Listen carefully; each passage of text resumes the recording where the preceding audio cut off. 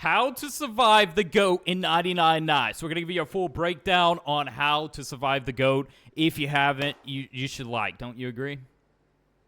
Yeah, I'm trying to knock you out or something. So I can tell all your subscribers to come subscribe to No, me. no, no, no, no. Dude, we already messed No. up. Within 30 seconds, we said like the video and subscribe. That goes against literally everything with the YouTube algorithm. You're not supposed to do that. But you know what?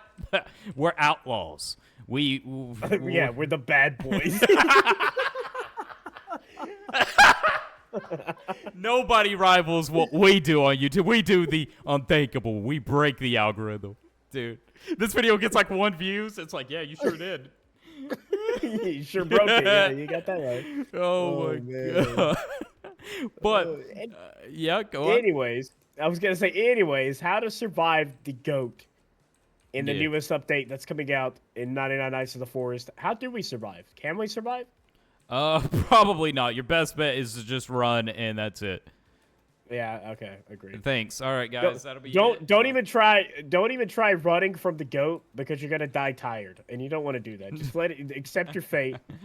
But no, we can take on the probability and the estimation that there's going to be a charge attack. If it's a GOAT, it's going to charge at you. Now, would that be the case, it's probably going to have a charge period where it starts charging up to, like, come after you. And then it's going to charge at you probably in a straight line because GOATs can really only charge in a straight line. So, but if it does hit you, it's going to deal heavy damage and possibly knock you into lava if you're in the volcanic biome or something. So you're going to have to be extra cautious and careful of being aware of the lava pits everywhere and the fact that the GOAT might charge at you from any angle.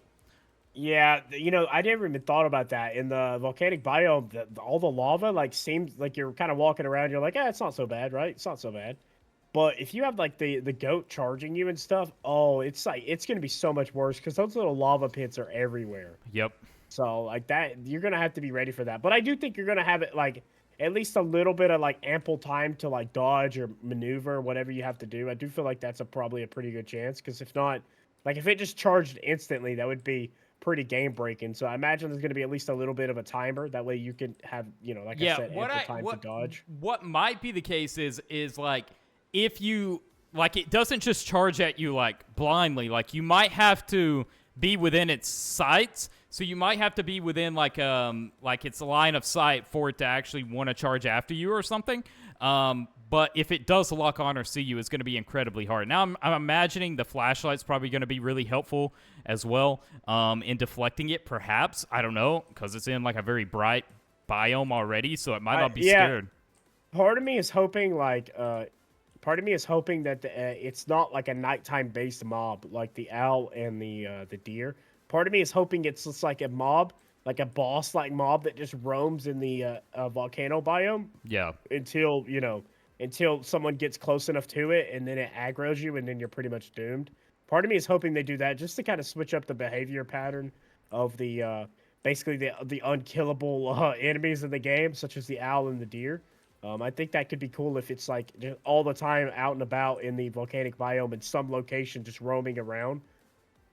Yeah, now you pointed out if they make one of these enemies that you can actually kill, because say for example, if you could actually kill the deer or the owl, not only would players strive to do that if they were in late game to be able to like equip themselves with the needs to do that, like it would make the game so much fun because everybody would prep and armor up and try everything to kill the GOAT and take it down. That would be so much fun. Yeah. It would be fun having like a team of 5 people like locked in, because then like it brings a whole new purpose. Like before, it was just survive 99 nights, see how far you could go to like a world record number, but we all know that takes so much time. It's pretty much impossible to go anywhere past like 500 days. So like it would add a whole new thing to the game, especially if it was extremely difficult. Like you were going to need like tons of gear, tons of weapons, tons of ammo. Like that would just make the game so much more fun. Definitely. And, survival strategies for this is obviously you would want to keep your distance from this thing. And if you are able to hurt it, you got the crossbow and stuff as well, which might help you. But you obviously are going to have to use the cover and terrain, obviously, to make sure that you can stop it. But it might just, like, charge at you and, like, it might hit, if it hits a rock or something, it might stun the goat for a minute. That way you have time to kind of escape and maybe get to your campsite or something that's going to ensure your safety. Yeah, especially if it hit like a gigantic rock like this one here that's in our camp. Like if it just like boom, and then it just sits there with like a little dazed symbol above its head, Yeah. Like it's just like, oh, and then you can have time to kind of run away or figure out what you figure out how you want to get out of that situation. Exactly. That would be kind of cool. And obviously, for preparation on also dealing with the volcanic biome and any other new things that might appear, you want to make sure you're using that ammo furnace, keeping the ammo coming in for all your weapons that you find. And the crossbow is decent. I know I kind of hate on the crossbow a lot, but it is a decent weapon if it's one of the only ranged weapons you have. And always keep your food stockpiled, okay? That be it if it's fishing or what. But thankfully, with the volcanic biome now, with these sacks and the Infernal Sword, you can just cook all your food instantly, which is the most overpowered thing ever, honestly. Oh, it's so cool. Like, especially like if you're fishing or you're out away from your camp, you could just instantly get some like food source. Like if you have a whole pile of fish that you just caught, throw them in this infernal sack, boom. You got a whole cooked bag of fish. It's pretty OP. Now, also, I will say this, playing with a friend or someone is probably going to make this experience a lot easier for you because just like with the owl or the deer, a lot of times they only lock onto one player. So the goat is probably going to only lock onto one player. So if you're playing with 2 or more people, one person might just be unfortunate. But they can also be the decoy for you if you need to kind of escape the goat in any way. So Exactly. Do keep in mind with that, though, the game, when you have like 5 people on a team, it tends to get like extremely difficult.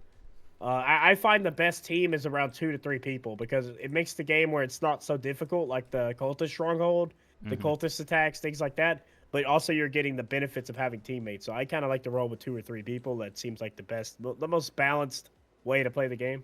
Exactly. Now, I just realized our fire is almost depleted, and I'm gonna be honest, we can't have that because we're going for day 1,000 on this run. So.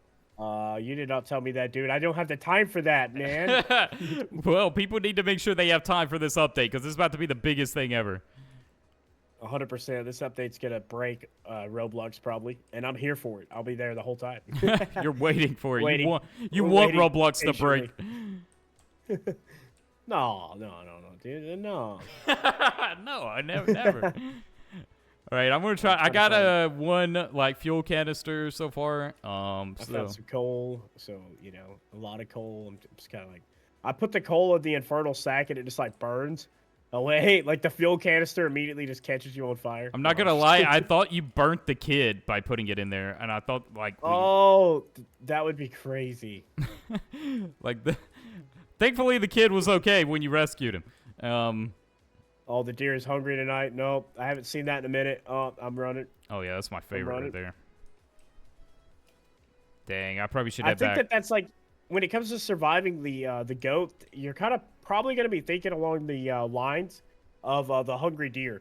So a lot of times at night, we'll still roam around and do whatever we want to do unless it's the hungry deer. Like, you base your whole life, your whole plans off of the deer is hungry or not. I think it's going to be, you're getting... No! Yep. Oh, my God. I found 2 fuel canisters, and I missed them! Oh, I think the fire's in decent enough shape. It should be fine. Well, it's at 18. I don't know if that's good shape. I need the assassin class right now. Yeah, but the way he's running from the hungry deer, we didn't plan for having the hungry deer out and about. I feel like the goat's going to be the same sort of thought process. You're going to be planning what you do based on if the goat's out and about. Yeah. Just like you do for the hungry deer. The normal deer or the owl, you don't really care too much about, Yeah, so, and that's the thing, too. Is the goat going to have, like, a different stage like that where it can be hungry as well? Or maybe there's, like, an eruption period. So, like, if the volcano erupts, the goat is a lot more fierce and you have to watch out for it more. These are all things we got to keep in mind. Oh, yeah. You never know, like, if it's going to have a different form. Or what? I think it's going to be like pretty much like OP and scary from the beginning, though. 100%. Like, it's definitely going to be something to keep an eye out. But that's some of our tips to prepare ahead of time for the GOAT, so you can ensure that the second the GOAT appears, you have some, little insider tips there. And obviously, with the update, we're going to have everything covered regarding it, every single detail. So we'll have you guys informed. So make sure you're subscribed. It's essential.